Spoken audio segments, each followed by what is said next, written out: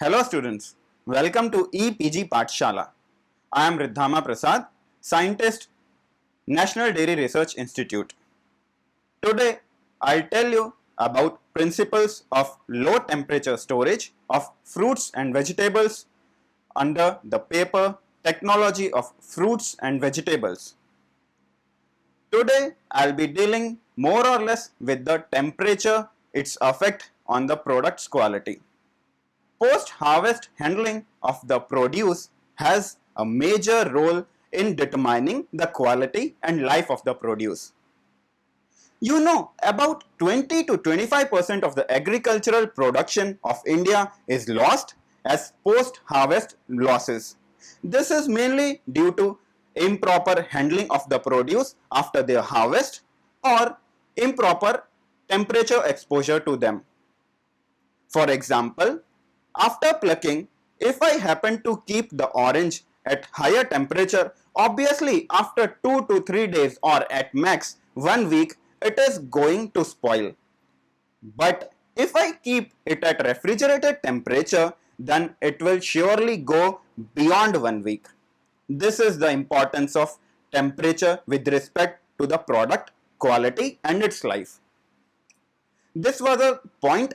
The same will be explained later part of the discussion. In short, various attempts has been made, processes have been devised to reduce these losses to minimum level. Further, the new technological interventions are attempted to help in achieving the same, that is, increasing the life quality of the produce. Of all the treatments such as alternative treatments involving high pressure processing, pulsed electric field, chemical processes, low temperature treatments, and in that cold chain finds the most important place and also is employed. But due to large geographical area of our country, 3.28 million square kilometers, it has not been able to reach all the production sites. Thus, today I'll be dealing more or less with the temperature, its association with the product quality. You will be getting to know what is the relation between temperature and quality of fruits and vegetables. Also, I'll tell you the methods to which low temperature storage can be applied to product and their applicability in storage of fruits and vegetables. Now students come towards the first point, that is harvest time. Heat source within the produce comes from convection from its surrounding air, radiation from the sun, or as metabolic heat from chemical reactions occurring within the produce. Of the three sources, radiation and convection are external in origin, thus appears in the daytime, while metabolic heat, being inherent to the produce, will heat the produce throughout its life. Thus, produce harvesting should be performed early at the morning, since the sun has not been able to warm the air or the produce directly. Also, the produce will have a lower level of metabolic heat due to losing of heat to the surrounding air by the produce in the night. Now coming towards the temperature dependence of chemical reactions. It can be indicated by various constant, various units, but among them Q10 value is being prominently used. Q10 value is the change in the rate of reaction with every 10-degree change in the temperature. It is defined as the ratio of rate of reaction at 10 degree centigrade plus the temperature to the rate of reaction at that temperature. Thus, with the variation in the temperature, the reaction rate changes can be varied as well as analyzed.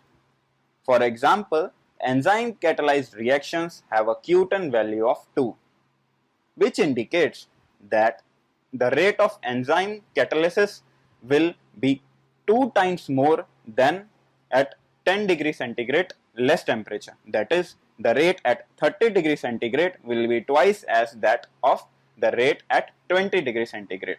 And the equation or the information can be used to increase the life of the produce by reducing the enzyme action rate, that is by lowering the temperature from 30 to 10 degrees centigrade.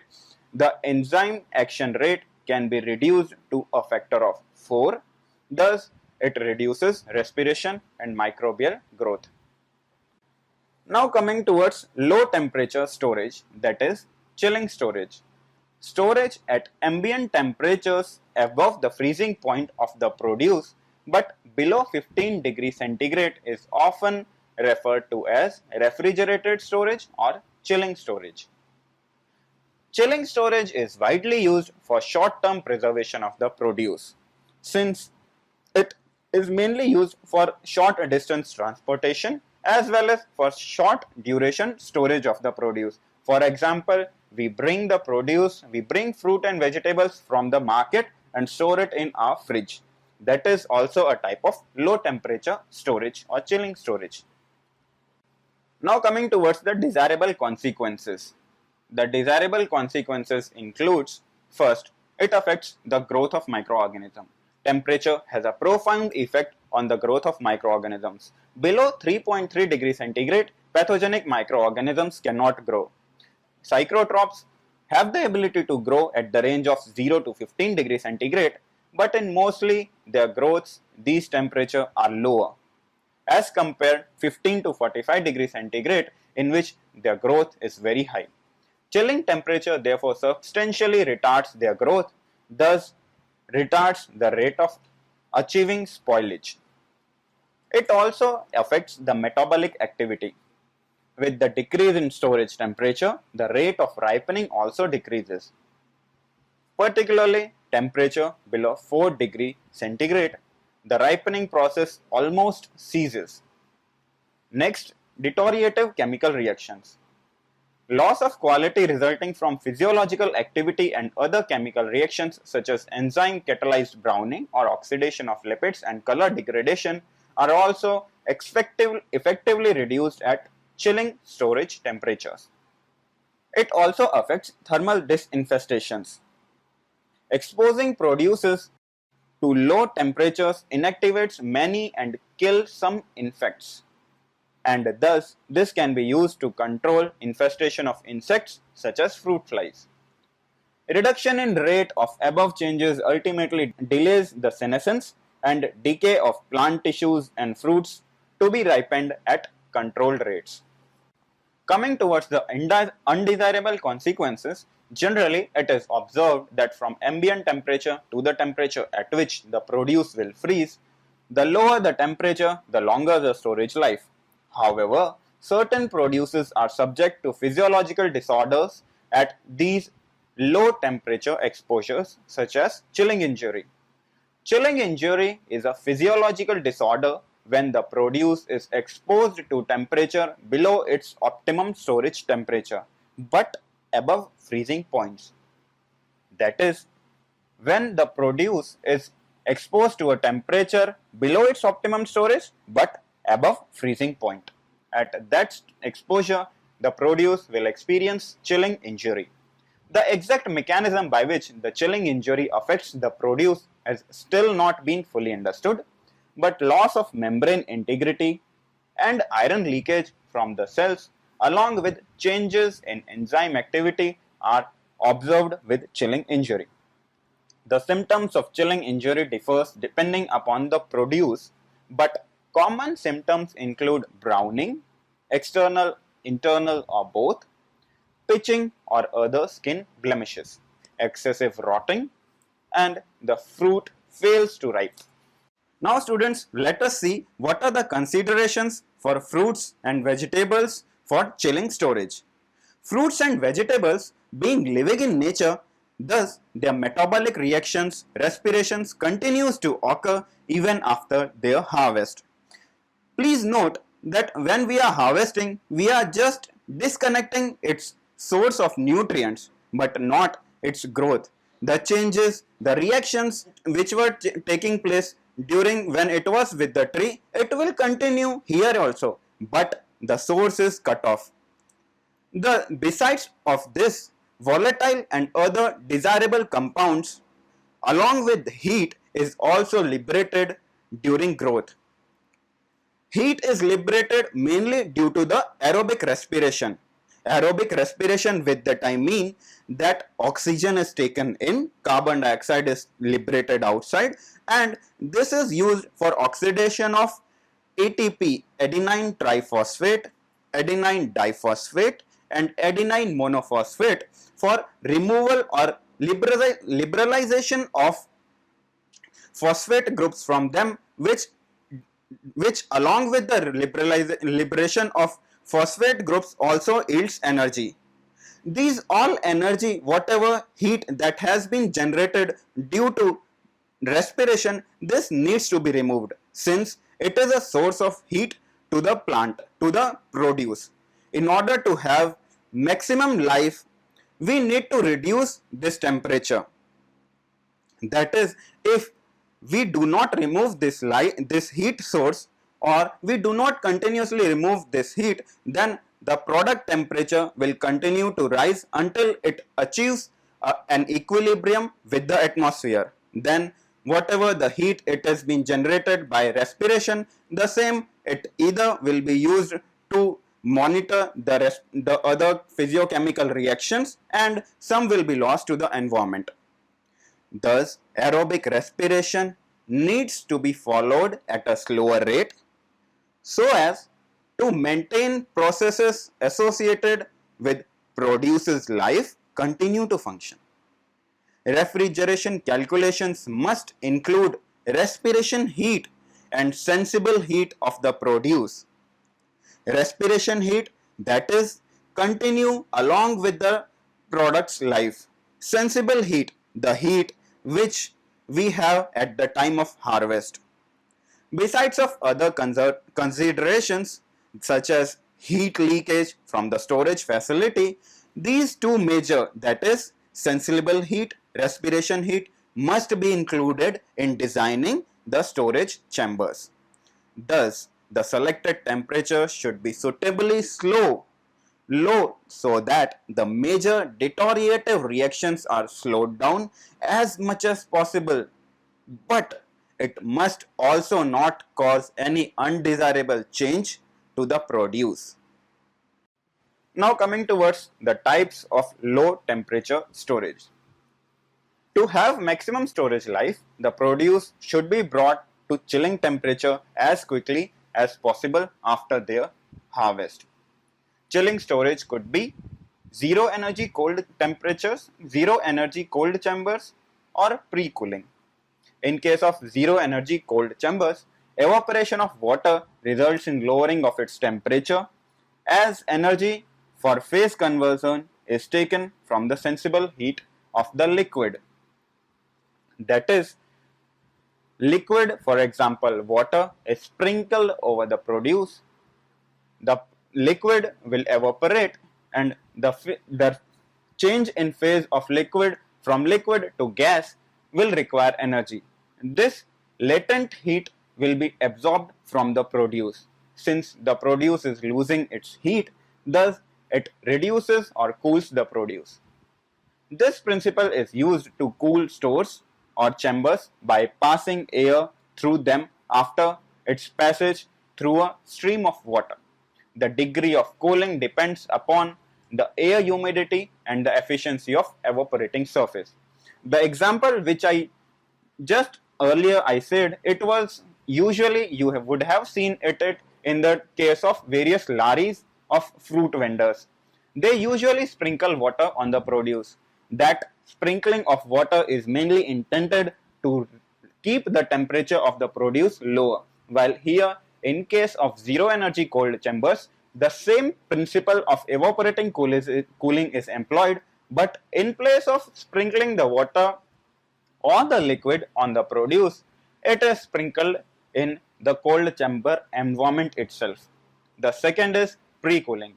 Pre-cooling could be defined as a storage process which yields maximum shelf life of the produce.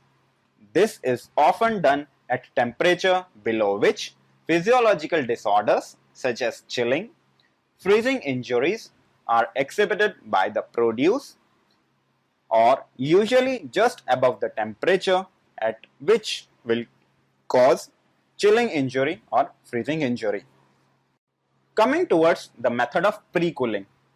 Pre-cooling can be icing, room cooling, forced air cooling, hydro cooling, vacuum cooling. Taking each one of them individually. Firstly, icing. In this method, ice is applied to the produce by placing a layer of crushed ice directly on the top of the produce. The ice melts and the cold water runs down through the produce, cooling it. That is, while the liquid water that drips by converting it from ice to liquid, the same water, when it passes through the produce, it cools them. Now, room cooling. Room cooling is a method which involves placing the produce in a cold store. The type of room used may vary, but generally are equipped with a refrigeration unit through which cooling is achieved. That is, the produce will be kept in a chamber in which refrigeration facility is there. In the other type of zero energy cold chambers, we have seen that in that chamber air temperature is reduced by sprinkling of water, but in this case, in room cooling, it is achieved by an external refrigeration unit. Further, to enhance the temperature lowering and uniform temperature in the chamber, air circulation by fan is done.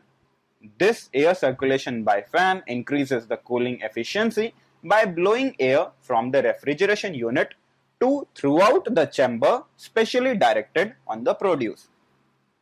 Coming towards the forced air cooling. The principle of this type of pre-cooling remains the same as that of room cooling, but the provision for an efficient forced air circulation system is there, which increases the cooling efficiency by having very high air velocity, which also leads to desiccation of the produce due to uptake of moisture by air from the produce.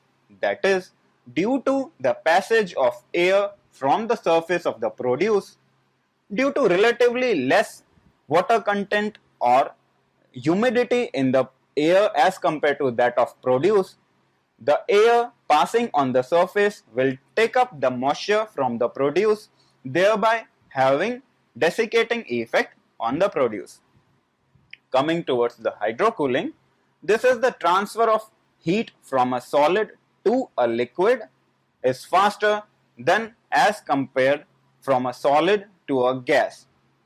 As is seen in earlier cases, in case of forced or room cooling, we have been passing air through the produce, but in case of hydrocooling, it is based upon the principle that by passing liquid over the produce, its cooling will be rapid. Therefore, cooling produces with cooled water can be very rapid and result in no loss of weight, since no moisture uptake by the cooling medium is there. Cooling in this method is achieved by submerging it in cold water, which is continuously being circulated through a heat exchanger. Now coming towards vacuum cooling. This is achieved by removal of latent heat of vaporization from the produce. This is also accompanied with reduction in weight around 5% of the produce due to evaporation at lower pressures and temperatures. This method is limited to produces which has outer coating.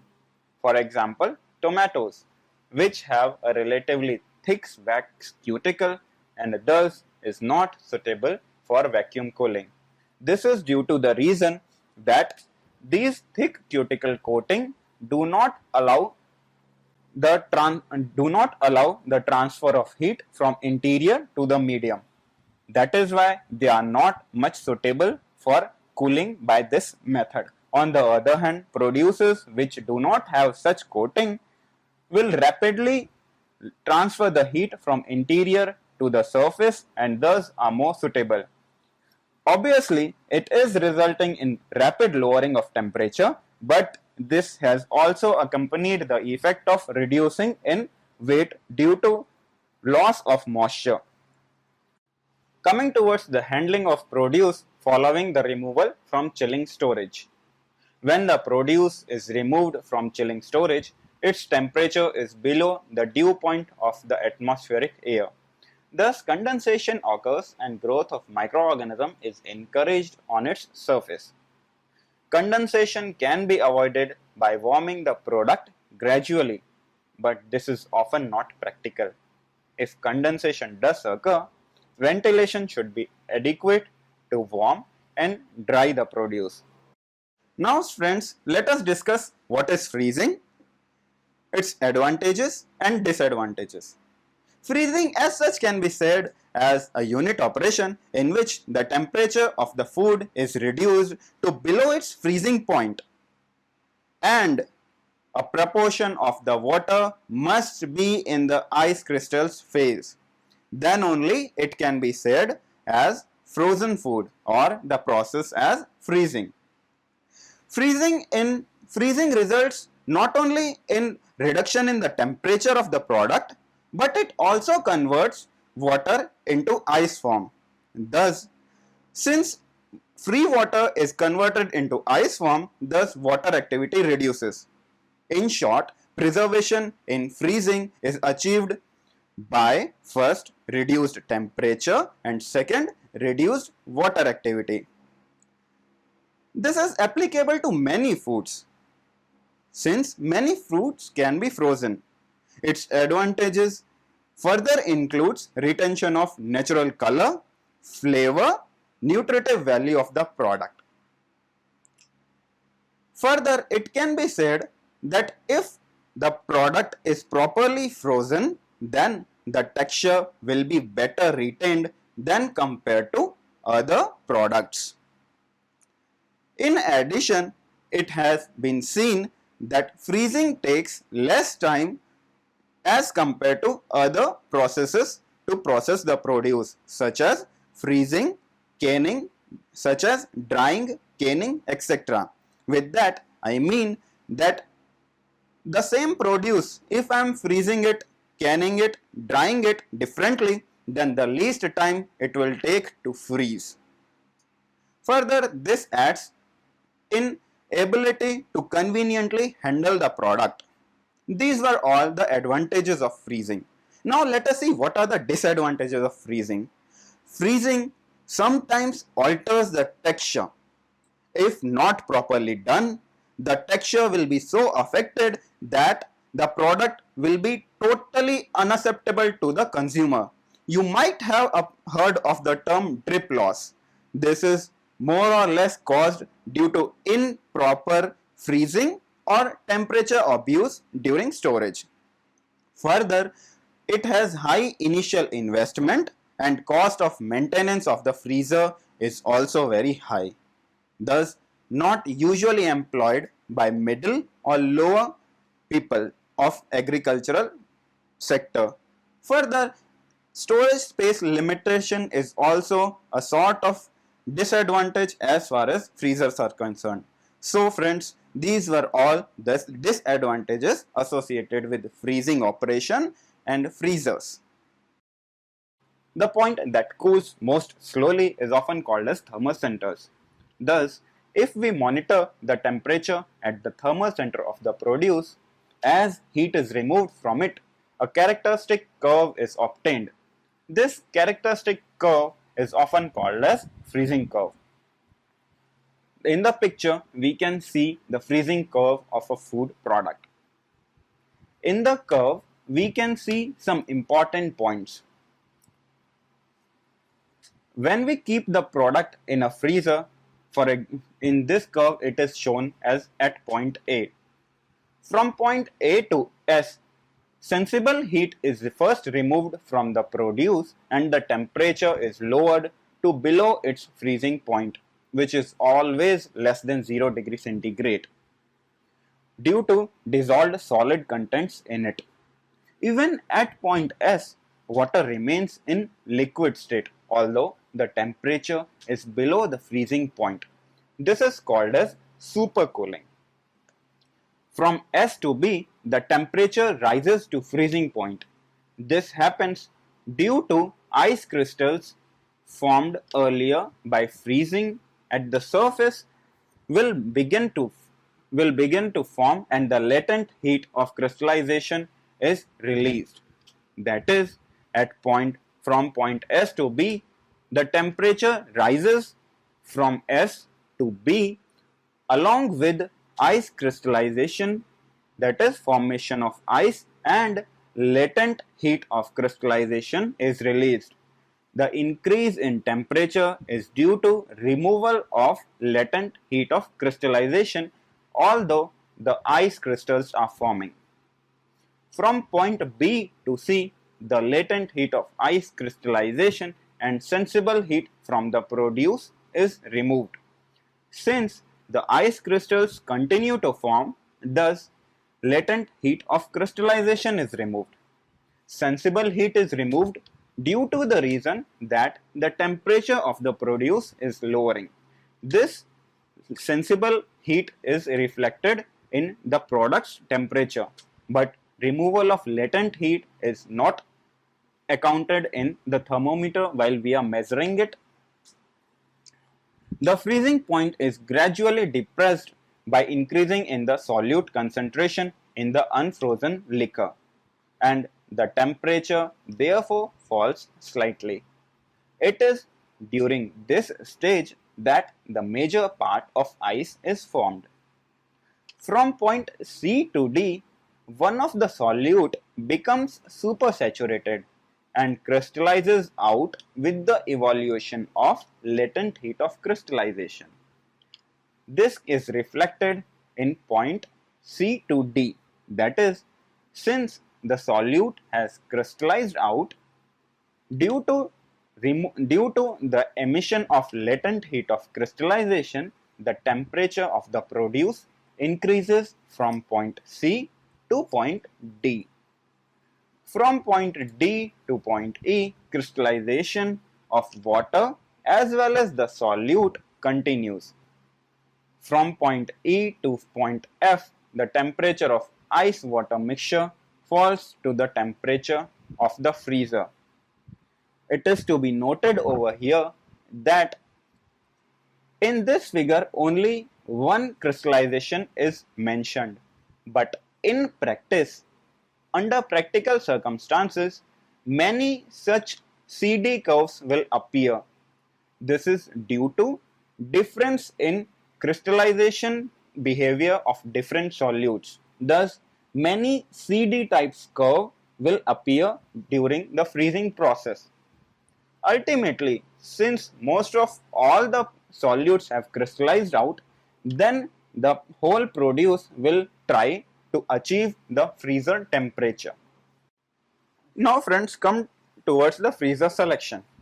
The freezer should be selected based upon the size and shape, cost and service requirements, its efficiency, defrosting features, available floor space with us, and the amount of freezer space required. Now let us see various equipments for freezing.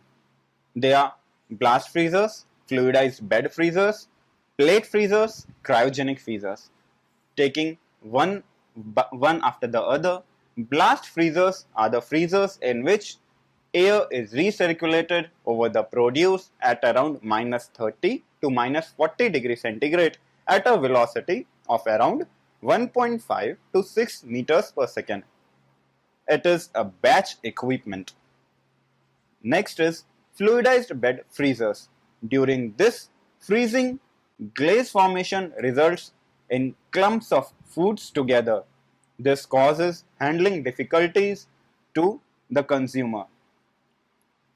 Thus, food in these fluidized bed freezers are frozen in such a manner that they maintain their individual characteristic. That is, they remain individual even after freezing.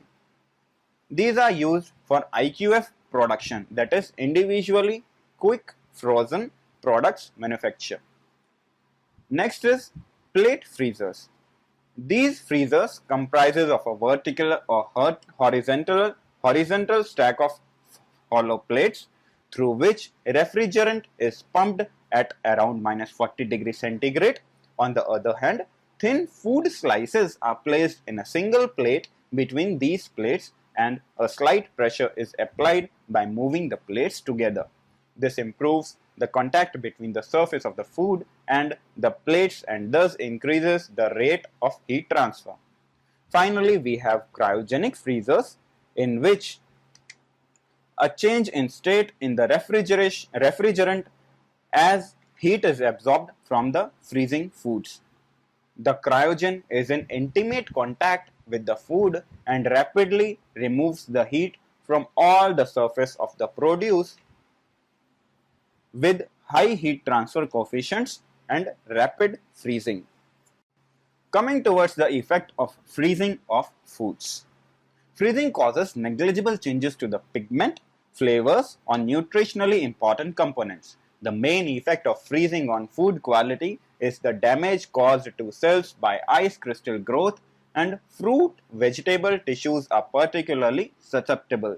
The extent of damage depends on the size of ice crystal and hence on the rate of heat transfer. Freezing injury. During the freezing process, water freezes intercellularly, causing a decrease in water potential outside the cell. Unfrozen water within the cell moves out of the cell towards these ice crystals in the intercellular spaces to reduce this gradient.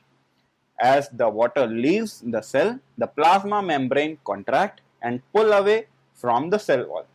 Also, lower the temperature causes loss of cell responsiveness due to changes in plasma membrane, as it becomes more rigid and loses its ability to be pliable through structural or phase changes, or with very fast freezing process which results in development of stress in the product resulting in cracks. Continuing with the effects, during slow freezing, ice crystals grow in intercellular spaces between the tissues and deform and rupture the adjacent cell walls. Further, the ice crystals have a low water vapor pressure than within the cell, and thus water moves from the cell to the growing ice crystal due to vapor pressure gradient, thereby resulting in dehydration of cells and permanently damaged upon increased solute concentration, yielding a collapsed and deformed cell structure. Upon thawing, these cells do not regain their original shape and turgidity. The food is softened and cellular material leaks out from the ruptured cell. This is often called drip loss. Continuing with the same, fast freezing. In fast freezing, small ice crystals form both outside and inside of the cells. Due to this, no vapor pressure gradient exists in the food, thus there is little physical damage to cells, and hence there is minimal dehydration of the cells. The texture of the food is retained to a greater extent. However, very high freezing rates may cause stresses within some foods that results in splitting or cracking of the tissues. Freeze burn. Since the moisture from the air is removed by refrigerating coils, cold stores often have a lower humidity maintained in them. Due to this, fast-moving air removes moisture, ice, from the surface of the food, producing areas of visible damage known as freeze burn. Such areas have light color due to microscopic cavities previously occupied by ice crystals. Freezer burn is a particular problem in foods that have a large surface area to volume ratio. For example, individually quick frozen foods but is minimized by packing in moisture-proof materials. As temperature below 0 degree centigrade, water freezes out of solution as ice, which is equivalent in terms of water availability to dehydration or a reduction in water activity. A decrease in temperature results in slowing down of chemical, microbiological, and biochemical processes. The growth of microorganisms in foods at a temperature below about -12 degrees centigrade has been confirmed. Thus, the storage of frozen foods at temperature of about -18 degrees centigrade or below prevents the microbial spoilage. Although microbial numbers are usually reduced during freezing and frozen storage, except for spores, frozen foods are not sterile and can spoil as rapidly as an unfrozen product if the temperature are sufficiently high and storage times at these temperatures are excessive. Coming towards the effects on frozen storage. In general, the lower the temperature of frozen storage, the lower is the rate of microbiological and biochemical changes. However, freezing and frozen storage do not inactivate enzymes and have a variable effect on microorganisms. Furthermore, reduction in water activity, changes in pH and redox potential of the frozen product also plays important role in affecting final product quality.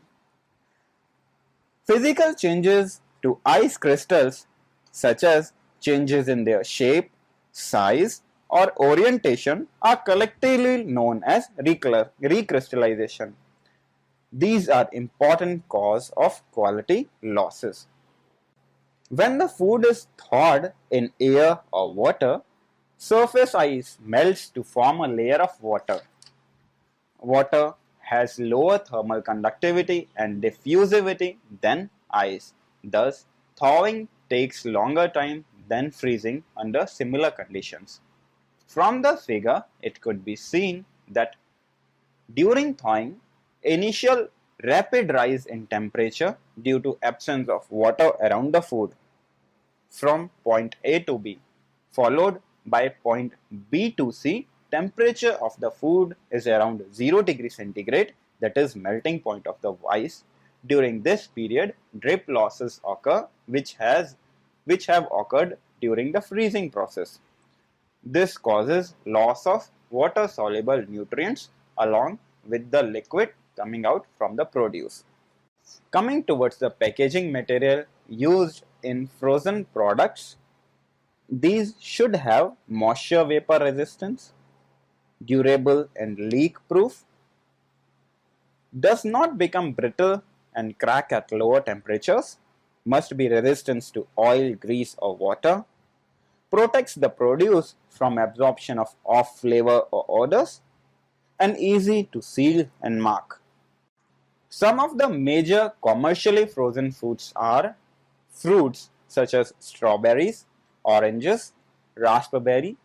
They are either whole or in pureed form or as juice concentrates, they are frozen. Vegetables such as peas, green beans, sweet corn, spinach, potatoes.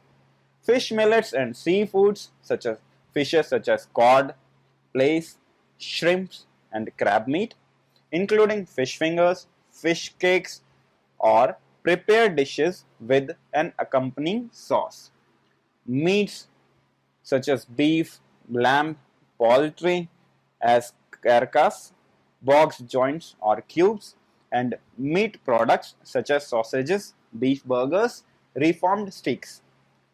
Baked goods such as bread, cake, fruit, and meat pies. Prepared foods such as pizzas, desserts, ice cream, complete meals, and cook freeze dishes. So students, this was all about the products which could be frozen. There are some products which cannot be frozen. These are usual, even if we go to freeze them, they will have higher susceptibility to spoilage, deterioration in their quality, thereby not much acceptable to the consumers.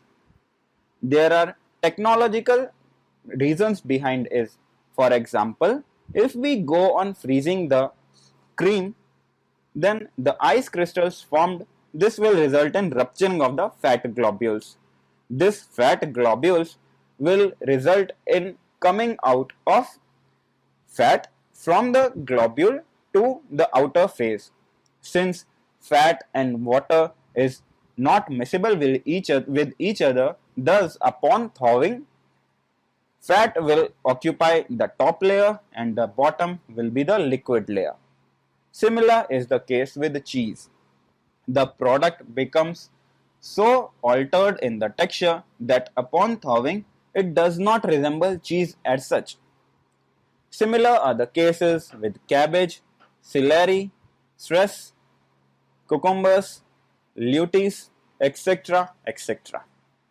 So friends, to conclude, I'd like to say that temperature bears strong relationship with the product's quality. If we maintain the temperature properly, the product will remain safe, of high quality for long duration of time. Further, going for excessive low temperature or temperature abuse during the storage will deteriorate the product's quality. This was all about temperature store and temperature relationship with the product quality and low temperature storage of the products. Thank you for listening to me. Thank you very much.